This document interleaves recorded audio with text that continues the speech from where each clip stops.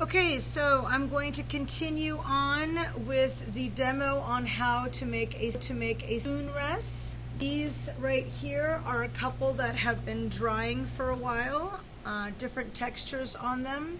So remember that we had a piece of clay that we saved that was 1/4 of an inch thick. Now I'm going to go ahead and take my texture.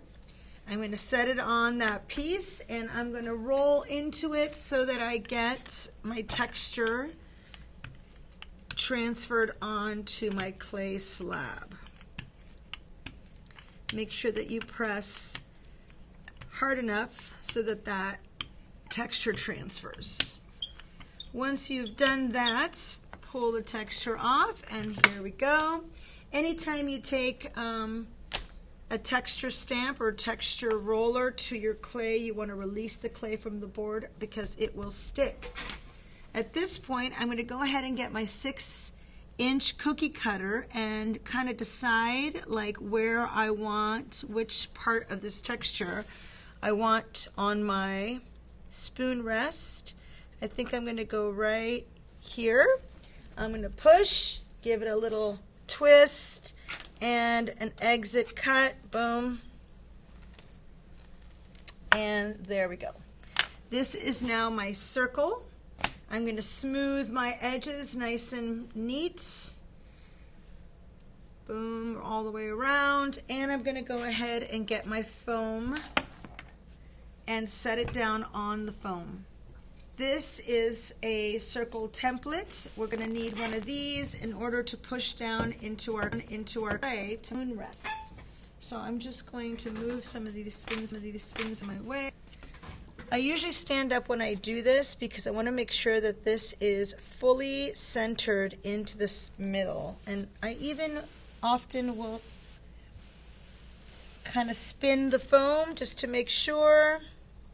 And when I'm ready, I push down and gently rock around.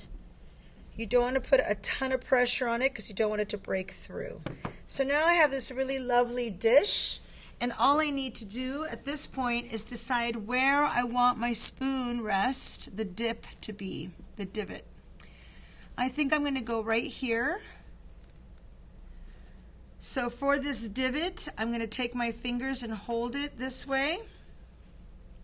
Okay, I'm going to hold it with my thumb and my pointer finger and just push down gently, little by little. I want to make sure that this area that you push down is going to be wide enough after the clay shrinks to still be able to hold the spoon. I want to also create those corners and raise that little part right here. Flat down.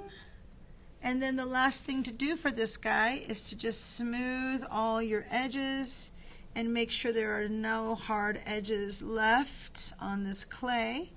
And once it has dried a little bit, if you need to raise this part, you can. Once this has dried a little bit, it is time to sign the back with a pencil.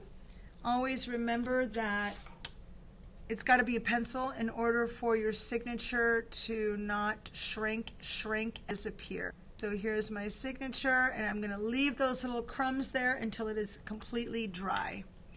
This piece and this new piece are both going to dry under plastic very slowly so that there's no cracking. You want to make sure that it's covered and not wrapped with plastic, only covered. And that's it.